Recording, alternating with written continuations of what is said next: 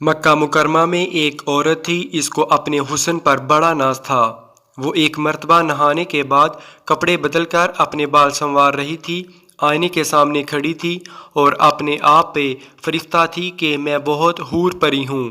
خاوند کو جب دیکھا تو اس نے بڑے ناز نخرے سے بات کی کہ ہے کوئی مرد ایسا جو مجھے دیکھے اور میری تمنا نہ کرے؟ تو خاوند نے کہا، ہاں ہے، عبید بن عمیر۔ یہ مسجد نبوی میں مدرس اور خطیب تھے۔ تو میاں بیوی کا تعلق عجیب سا ہوتا ہے۔ آگے سے کہنے لگی، تو دے پھر مجھے اجازت، میں تجھے دکھاتی ہوں وہ پھسلتا کیسے ہے۔ اس نے کہا، ٹھیک ہے، میں اجازت دیتا ہوں۔ عورت کو اجازت مل گئی اور وہ مسجد کے دروازے پر آ کر کھڑی ہو گئی۔ اب جب مولانا عبید بن عمیر رحمۃ اللہ علیہ مسجد نبوی صلی اللہ علیہ وآلہ وسلم سے باہر نکلے تو عورت نے پہلے اس طریقے سے بات کہی جیسے کوئی مسئلہ پوچھنے کے لیے کھڑی ہو۔ تو مولانا کھڑے ہو گئے۔ اس دوران اس نے اپنے چہرے سے نقاب کو ہٹا دیا۔ اس کا خیال یہ تھا کہ جب وہ میرے حسن و جمال کو دیکھیں گے تو فریفتہ ہو جائیں گے۔ جیسے ہی اس نے ایسا کیا تو انہوں نے نظر ہٹا دی اور کہا، دیکھو کیوں ایسے کام کے بارے میں سوچتی ہو جس سے تمہیں دنیا میں بھی ذلت ملے گی اور آخرت میں بھی ذلت ملے گی۔ اب یہ الفاظ ان کے منہ سے اتنے درد سے نکلے، وہ شرما گئی اور واپس آ گئی۔ شوہر نے پوچھا، کیا بنا؟ کہنے لگی، کیا مرد ہی نیک ہوتے ہیں؟ عورتیں نیک نہیں ہو سکتیں؟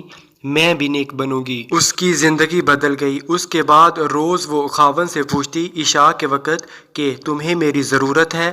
اگر کہتا ہاں تو وہ وقت خاوند کے ساتھ گزارتی، اور اگر وہ کہتا نہیں تو حبا پہن لیتی اور ساری رات مصلے پہ عبادت کرتی۔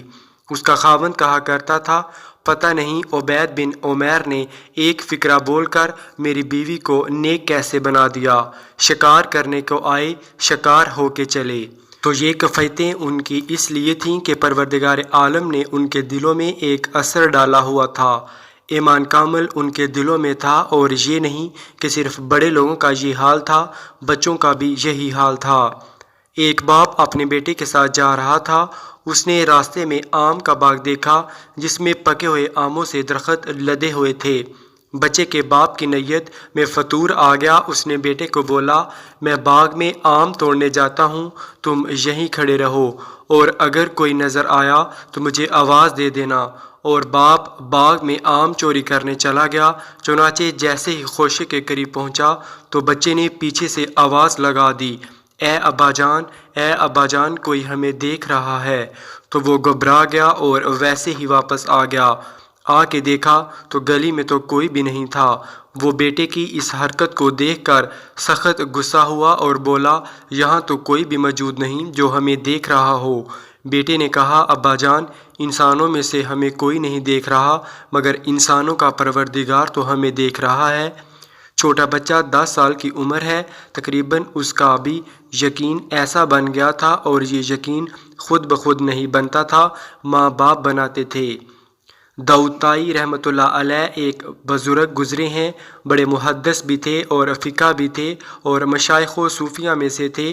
امام اعظم ابو حنیفہ رحمۃ اللہ علیہ کے ہاں جو خاص شاگرد تھے نا 40، جو فتویٰ لکھنے میں اور مشورہ دینے میں کام آتے تھے، جو مجلس مشاورت تھی، یہ اس میں سے ایک تھے۔ بہت تقویٰ کے پہاڑ تھے۔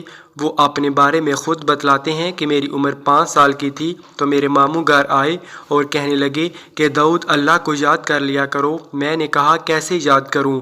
ماموں کہنے لگے، جب تم سونے لگو نا تو بستر پہ اس وقت تم یہ کہہ لیا کرو، اللہ میرے ساتھ ہے، اللہ مجھے دیکھتا ہے، بس یہ کہہ دیا کرو، پھر سو جایا کرو۔ وہ کہتے ہیں، میں نے کہنا شروع کر دیا۔ پھر کچھ عرصے بعد ماموں سے ملاقات ہوئی تو کہنے لگے، اللہ کو یاد کرتے ہو؟ میں نے کہا، ہاں۔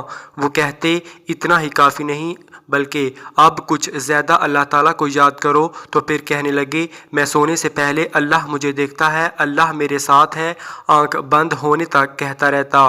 اب جو بات بندہ روز کہتا رہے اس کا دل پہ اثر تو ہوتا ہے۔ وہ کہتے ہیں کہ میں بچہ تھا، ان الفاظ کے بار بار کہنے اور دہرانے سے میرے دل میں اللہ سبحانہ تعالیٰ کا ایسا اختصار آ گیا کہ بچپن ہی میں دل میں یہ خیال پختہ ہو گیا کہ میں نے اللہ سبحانہ تعالیٰ کی زندگی پر کوئی نافرمانی نہیں کرنی۔ اللہ اکبر! بچوں کا والدین کس قدر پختہ یقین بنایا کرتے تھے۔ سبحان اللہ!